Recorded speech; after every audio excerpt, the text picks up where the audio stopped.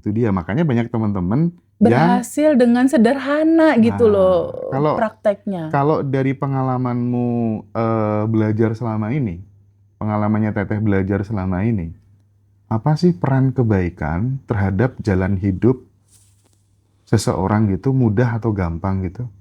Kebaikan-kebaikan yang kita perbuat tuh perannya sampai sejauh mana gitu? Aduh, Masya Allah Mas Hendra. Pikiranku tuh terbuka tentang yang pertanyaan tadi, peran kebaikan terhadap kehidupan. Itu pada saat aku belajar Diamond Cutter Wisdom sama Geshe Michael. 2017. Aku mulai belajar itu. Dan aku mulai belajar terbuka.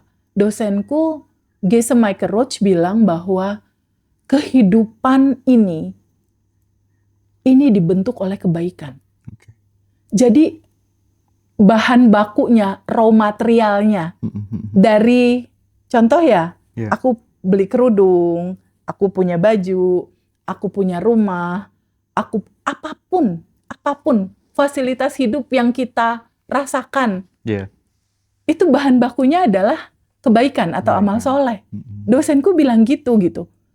Jadi waktu itu aku sempat kejar, kenapa statementnya seperti itu? Kenapa statementnya seperti itu? Tapi dari dasar itu tuh berawal akarnya dari mana? Ternyata akarnya dari judul bersyukur, Mas Hendra. Jadi kan gini, teorinya kan gini, Mas. Ketika kita beramal soleh atau berbuat baik, atau itu tabungan semesta atau tabungan energi misalnya gitu ya, kan kita nggak mungkin ngasih sesuatu yang kita nggak punya kan? Bener nggak?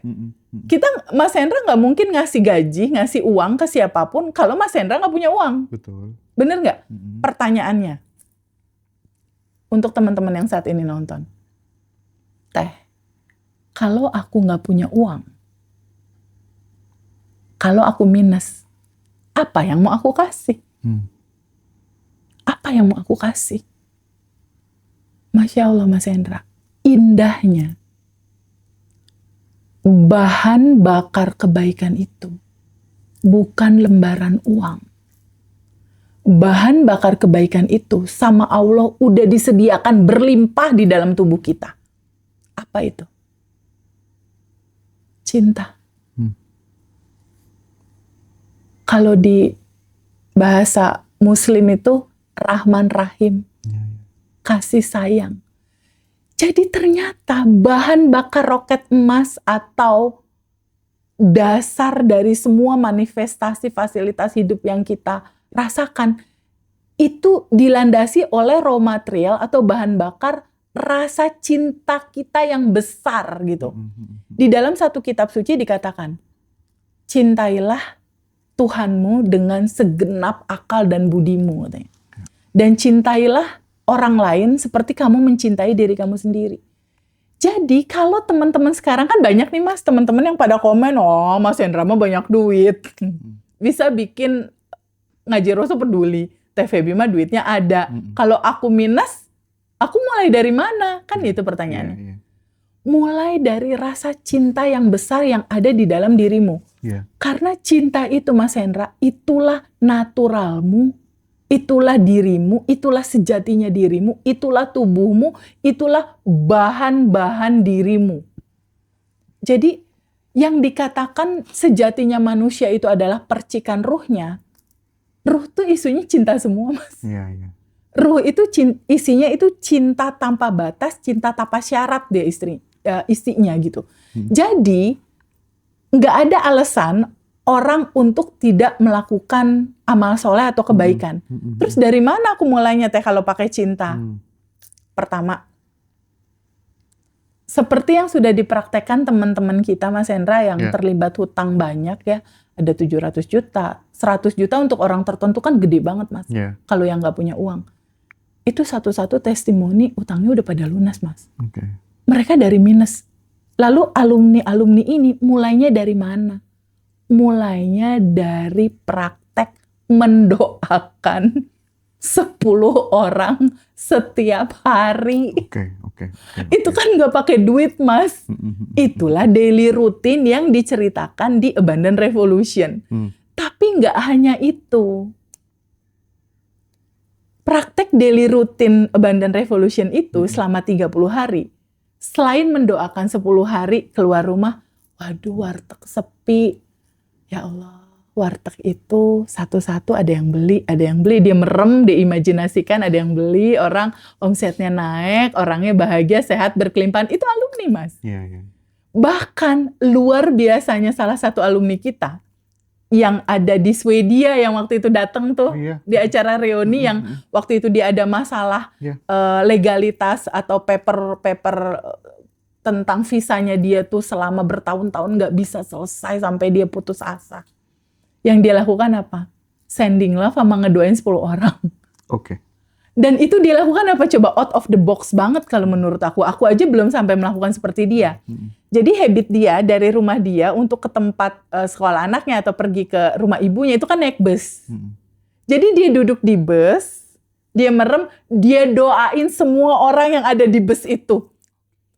Itu buat aku, wow, aku sendiri nggak nyeritain contoh itu, tapi dia mengeksplor sendiri gitu. Itulah cuma itu, Mas. Cuma mendoakan 10 orang, lalu dia sending love-in orang-orang itu. Dia sehat, bahagia, berkelimpahan. Sehat, bahagia, berkelimpahan. Itu kan cinta.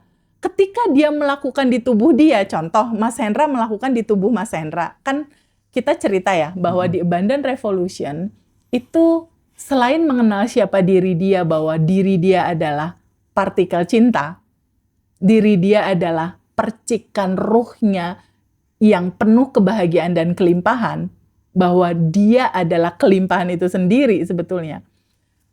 Itu substansi yang pertama. Yang kedua kan secara sangat simpel sekali kita menceritakan bahwa realita hidupmu, kalau kamu punya pasangan warna modelnya kayak gitu, kalau saldo rekening kamu, kalau kamu lihat kamu masih narik napas, kalau kamu lihat bos kamu masih ngeselin seperti yang kamu rasakan dan lain-lain, kamu ngerasa gak nyaman nih sama orang-orang tertentu di realita hidupmu, hukum semesta yang kita ceritakan kan apa?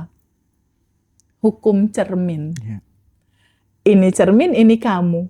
Hanya pantulan daleman kamu aja. Nah, hubungannya apa sama barusan? Ketika pantulan daleman kamu, ini pasanganku bikin kesel, ini pasangan aku bikin marah, ini pasangan aku bikin kecewa. Artinya kan di dalam batin dia ada kekesalan, ada kekecewaan, ada kesedihan, ada kemarahan, Mas. Yang belum selesai. Yang selama ini dia tolak. Sesuatu realita yang ditolak, itu kan looping-looping terus, gak beres-beres. Nah, ketika habit berubah, ini the power of habit nih, Mas. Oke, nanti itu kita bahas di segmen kedua. Boleh segmen Tapi kedua. aku ingin garis bawahi gini deh. Dari obrolan kita itu aku bisa ngambil sebuah konklusi bahwa sebenarnya manifestasi itu bukanlah kita tuh menarik sesuatu yang dari luar ke diri kita gitu. Bukan tentang meminta hidup kita berubah, tetapi tentang mengubah diri ini sampai hidup itu nggak punya pilihan selain mengikuti yang kita mau. Selain mewujudkannya. Nah, ini dia pembahasan yang paling menarik yang aku tunggu-tunggu, Mas Hendra. Selama ini kita berpikir menciptakan. Betul.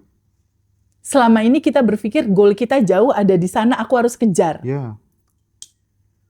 Padahal bukan itu, Mas. Padahal sesungguhnya bukan menciptakan, Mas Hendra. Tapi kita balik ke sejatinya kita sendiri gitu loh. Bukan menciptakan, Mas, karena semua udah ada di dalam, Mas.